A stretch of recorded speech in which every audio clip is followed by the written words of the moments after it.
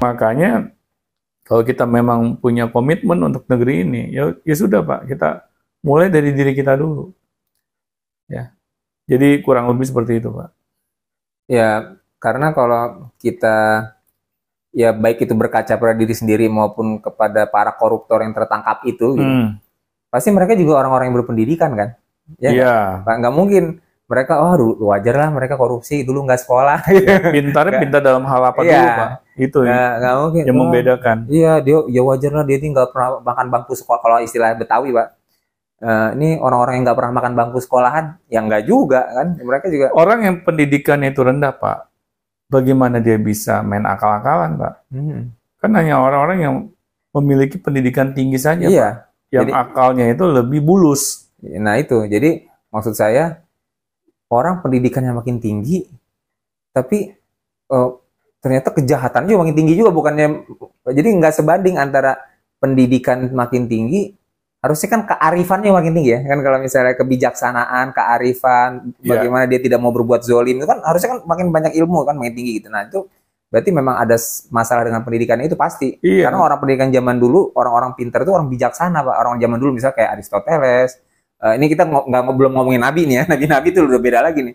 Nah, ini deh yang filsuf zaman dulu, Socrates, Plato, itu terkenal orang yang bijaksana, yang humble, yang dia makin pintar, dia makin dihormati sama orang, dan dia juga makin nggak ingin membuat orang lain ada yang terzolimi sama dia gitu. Ya masalahnya kan pendidikan yang mereka alami dulu itu pendidikan yang jenis apa Pak? Bukan yang kayak di sini gitu. Iya, bukan pendidikan akademis doang Pak. Yang ujung-ujungnya mereka hanya jago menghafal dan mengisi kertas jawaban. Tapi apakah ilmu yang mereka pelajari ini bisa mencegah mereka untuk melakukan korupsi misalnya? Ya. Atau dengan ilmu yang mereka pelajari ini mereka takut dicap pembohong misalnya? Ya. Jadi pendidikan itu kan berkorelasi Pak dengan bagaimana kita dalam menyikapi kehidupan. Ya. Tapi kalau pendidikan kita semakin tinggi, tapi nggak ada pendidikan karakternya, hanya pendidikan akademis doang, terus kita berharap semakin tinggi pendidikan kita, terus semakin kita arif dan bijaksana, ya sulit Pak. Iya. Ya jadinya ujung-ujungnya kan cuma untuk mengejar ijazah ya Pak ya, untuk mengejar ijazah doang. Tapi selembar kertas, kelulusan, lulus sore, saya bisa kelamar kerja, udah selesai. Ijazah dan nilai Pak. Ya. Jadi bukannya bagaimana nih pendidikan kita semakin tinggi, kita semakin arif dan bijaksana, ya kita menjadi orang yang semakin takut untuk melanggar perintah agama, ya. Hal ini Pak yang tidak terjadi di negeri ini. Nah makanya saya nggak heran kalau pendidikan di negeri ini nggak bisa mengubah manusianya Pak. Ya sekarang Bapak lihat aja deh orang-orang yang misalnya tertangkap KPK, terutama yang perempuan Pak ya. Pas sudah ini ditangkap, langsung tiba-tiba COVID Pak, pakai masker semuanya. Pakai masker, pakai hijab. Pakai hijab semuanya. Bayangin loh Pak, itu kan istilahnya aksesoris yang hubungannya dengan agama Pak. Tapi dianggap main-main. Nah, di sini yang saya bingung, kok kita diberikan suatu perintah oleh agama untuk menutup aurat, tapi kita lakukan perintah itu hanya untuk menutupi kejahatan kita. Kan bingung ya. Jadi bahkan agama pun jadi buat permainan aja gitu ya, buat main-main aja kan pakai ini, terus tahu-tahu pas ketangkep korupsi pas sidang pada pakai hijab, pada pakai peci, pada pakai atribut-atribut agama. Benar. Berarti kan dia belajar agama itu hanya untuk ngakalin, Pak. Bukan dia praktekkan di dalam kehidupannya dia sehari-hari. Makanya kayak saya dulu, Pak, saya SD dan bahkan TK ya, saya di sekolah agama swasta terbesar di Indonesia, Pak. Setelah saya selesai dari sekolah tersebut, ya saya nggak sholat lagi. Karena saya pikir saya sholat itu udah cukup di sekolah saja. Ya, saya mendapatkan nilai, angka yang bagus, karena saya paham dan hafal gerakannya, ya sudah, sampai di situ aja. Apakah saya menjalankan perintah agama? Wait, nanti dulu. Ya, kan gue udah dapet nilai. Apalagi yang mesti gue kejar dari sholat? Ya, Kan udah lulus. udah lulus. Udah nggak diuber-uber lagi sama guru. Nah, itu, Kamu kok Pak. nggak sholat? Kalau kita belajar agamanya hanya sekedar formalitas belaka, Pak, sulit, Pak. Kita bisa menanamkan nilai-nilai agama di dalam diri anak-anak kita. Sebenarnya kan bagaimana kita menanamkan nilai-nilai agama itu, Pak, ke anak-anak didik kita? Apakah mereka sudah paham agama itu maunya apa terhadap kehidupan kamu? Kalau kamu belum paham, mari saya beri paham. Kan seharusnya begitu, Pak. Jadi nggak bisa ngejar nilai. Ya. Kalau nggak hafal nilainya jadi jelek. Ya, saya sholat, saya jelek nih beragam, saya nggak soleh nih. Iya, nggak bisa, Pak. Hanya sekedar belajar yang model seperti itu. Kita belajar agama itu bagaimana agama ini bisa menolong kita, Pak, di dalam kehidupan. Tapi hanya sekedar mengejar nilai rapot, ya bagaimana, Pak, bisa kita praktekkan ilmu agama yang kita miliki? Jadi orang yang beragama sama yang nggak beragama, ya sama aja, Pak, jadi. Orang nggak beragama malah bisa jadi lebih baik kalau mereka punya karakter yang baik. Iya, kalau mereka diberikan pendidikan karakter. Nah, seharusnya kan orang yang mengenyam pendidikan agama itu jauh lebih baik, Pak. Iya. Ya. Karena lebih banyak lagi hal-hal yang harus Karena dilakukan. mereka merasakan bahwa kehidupan mereka ini ada CCTV 24 jam, Pak. Di dalam kehidupan mereka. Mereka nggak bisa istilahnya so lupa gitu. Kalau itu dipahamkan sejak kecil, ya, bahwa CCTV-nya Tuhan itu aktif terus, Pak, 24 jam. Nggak pernah ada istilah mati listrik. Nah, kalau ini yang ditanamkan, Pak, ke setiap anak-anak, saya yakin mereka ngeri, Pak, untuk melakukan tindakan korupsi. Tapi kalau ini nggak pernah diajarkan, malah kita sibuk, ya ngafalin doang. Bukannya saya ini, Pak, ya, anak-anak saya haramkan untuk menghafal.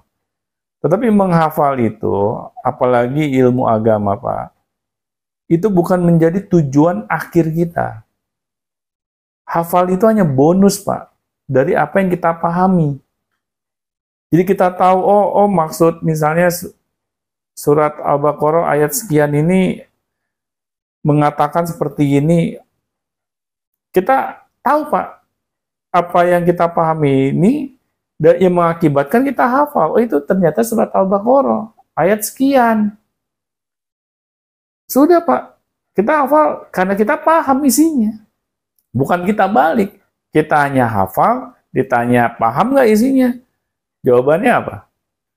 Enggak. Ya itu kan jadinya bagaimana, Pak, belajar agama itu bisa merubah kehidupan kita. Ya. Terus ada ponakan saya juga ya bukan ponakan kandung, jadi dari sepupu lah gitu ya. Dia sekolah di pesantren, pesantren, hafal Quran, hafiz Quran. Jadi dia sudah juz, kan Al-Quran itu ada 30 juz ya, dia sudah juz ke berapa gitu ya. Otomatis surat yang di juz-juz yang surat yang pendek-pendek itu udah pasti hafal. Kayak kalau di Al-Quran tuh juz 30 adalah juz yang paling banyak orang hafal dibanding juz yang lain, misalnya juz 1 atau juz 2. Karena juz 1, juz 2 kan surat Al-Baqarah tuh panjang gitu kan. Nah, tapi kalau di juz 30 kan ada Qul a'udzu birabbin nas, Qul huwallahu, itu semua lebih mudah dihafal. Nah, saya yang cuman juz 30 itu pun juga masih belang bentong hafalannya, saya nanya, "Kamu tahu surat At-Takasur?" Tahu, hafal kan? Coba. Apa? Wah, hafal At-Takasur, Alhaakumut Takasur hatta zurtum maqabir. Hafal itu sih orang dia di juznya lebih tinggi dari saya. Terus saya tanya, At-Takasur artinya apa? At-Takasur itu isinya perintah untuk ngapain? Nggak tahu. Ya udah gitu. Selesai dah. Ya bagaimana, Pak, kita bisa merubah akhlak orang-orang di negeri ini, Pak? Kalau kita belajar agama aja seperti itu. Dan para ustadz, para ulama ini, kok mereka nggak menyadari, Pak? Mereka punya tanggung jawab besar loh untuk mendidik agama kepada umatnya. Ya, kalau mereka salah dalam memberikan ini, Pak, ya, pendidikan agama kepada umatnya dan mengakibatkan umatnya tetap pada batu yang tadi keadaan bodoh, Pak, ya, akhirnya kan si ustadz atau ulama ini akan diminta pertanggungjawabannya, Pak. Setelah kehidupan dunia ini. Kamu nih gimana sih cara ngajar kamu? Kok kamu ngajarin anak-anak kamu nih ilmu agama, tapi kok nggak mereka aplikasikan dalam kehidupannya? Cuma disuruh ngapalin doang gitu kan? Iya, itu bukankah suatu dosa yang besar, Pak? Ya, karena saya pernah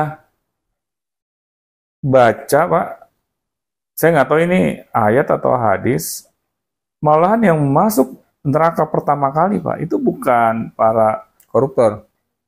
apa yang istilahnya tuh yang menduakan Tuhan lah. Itu kan parah, Pak ya. Musyrik. Musyrik kan, musyrik itu yang istilahnya yang masuk neraka jahanam lah. Ya, dibandingkan berzina ya atau yang lain-lain lah, dosa-dosa besar yang lainnya. Nah, orang yang nggak melaksanakan, Pak, apa yang dia ajarkan atau yang dia perintahkan, ini yang masuk duluan, Pak, neraka paling bawah. Ya, iya, karena dia ngajarin orang, dia sendiri nggak melakukan itu ya. Bukan nggak melakukan saja, orang yang diajarkan juga dalam keadaan tetap bodoh, Pak. Jadi ketika dia udah mengajarkan, Pak, ilmu agama, katanya ilmu agama ini untuk apa sih? Sebagai pedoman kehidupan ya. Hidup. Tetapi ketika dia sudah belajar, kok tetap nggak dijadikan pedoman kehidupan bagi dirinya? Iya, bodoh terus dan kelakuannya nggak benar-benar juga gitu kan? Padahal dirinya dia sudah disematkan bahwa dia ini misalnya murid pesantren atau murid suatu lembaga pendidikan agama. Ini kan akan termasuk, Pak, bagian orang-orang itu, Pak. Dia sudah mengetahui nih, katanya ilmu agama, tapi kok nggak dipraktekkan. Ya. Nah, jadi PR kita memang sangat kompleks nih, Pak. Ya, terutama pendidikan agama kita, Pak, yang perlu kita ubah secara radikal. Ya, bukan ayat Al-Qur'an yang kita ubah-ubah ya. Beda lagi.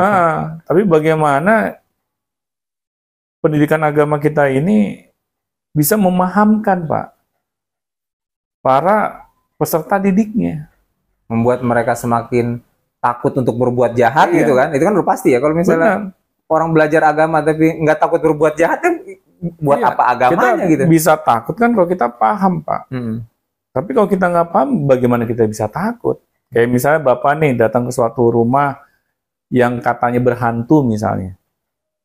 Kalau Bapak belum tahu rumah itu berhantu, Bapak masih ini kan santai-santai aja kan, Pak, meskipun Bapak masuk ke rumah tersebut ya, terus malah tidur-tiduran, karena nggak tahu, mandi di situ.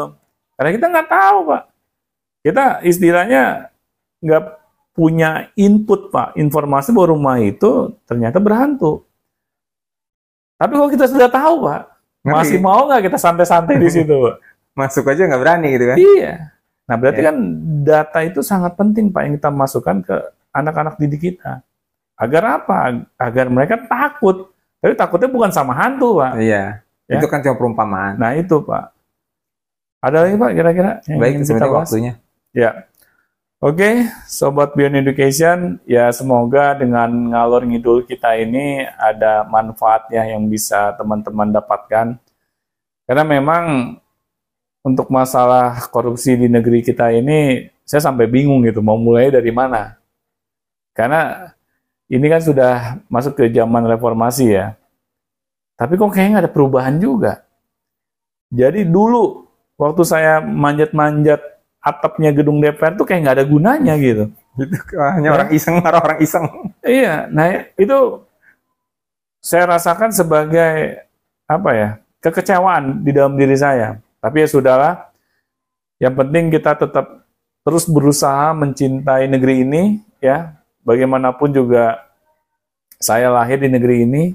Nah, makanya karena saya peduli, mudah-mudahan apa yang kita perbincangkan, teman-teman mendapatkan insight atau pembelajaran yang teman-teman bisa praktekkan minimal di dalam diri kita masing-masing. Mungkin itu saja yang bisa kita sampaikan.